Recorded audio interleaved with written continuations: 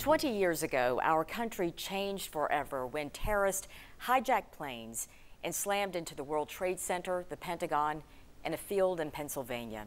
Nearly 3,000 people died on 9/11, including 3 East Tennessee natives, Tim Haviland, Rob Lenior, and Tony Karnes.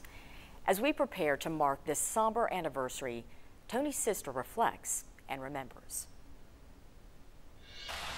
And believe it or not, 20 years after the fact, my grief and my anger has lessened. I can look at these photos and remember the good times.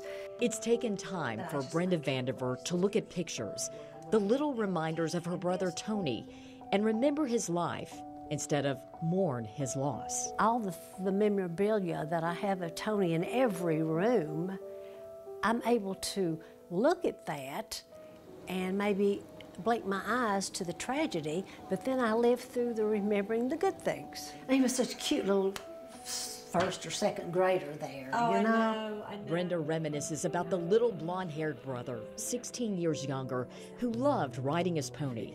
He was funny, witty, and smart, with a drive that eventually led him to New York City. Tony was a computer software trainer for an insurance company on the 97th floor of Tower 1 of the World Trade Center. And then, 8:46 that September morning, Brenda remembers the moment sitting in her Knoxville office. A coworker rushed in. A plane had crashed into one of the twin towers. I watched the tower on fire. Another one just hit. And then I saw the plane hit the second tower. And by that time, we all knew it was a terrorist attack. But she didn't know where Tony was. I don't think he was in his office. He could have been in the lobby. He could have been in the stairwell. He could have been in an elevator. Brenda and her family waited and prayed for a call from Tony. It never came. She flew to New York and saw for herself the devastation. Debris was everywhere. I mean, it was a good inch thick everywhere you turned. And I remember seeing the flatbed trucks, and I knew what was on them. I mean, it was debris, but it was body parts. The daunting effort to recover any trace of victims in the mountain of rubble was painstakingly slow. Years later, Tony's remains were identified.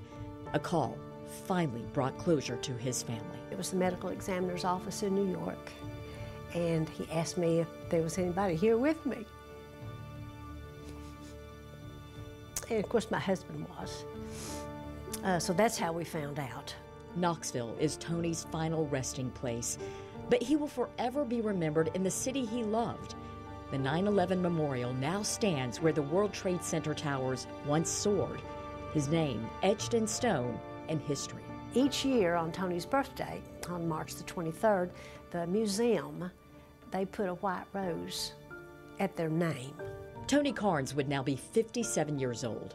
There's no telling where he would be in life. His sister can only wonder and remember, now with a smile. You don't really get over a tragedy. You live through it. Brenda and her family will visit the 9/11 memorial in downtown Knoxville tomorrow, as they do every September 11th. Coming up tonight at 6, we take a look back at East Tennessee's gift to New York City, the Freedom Engine.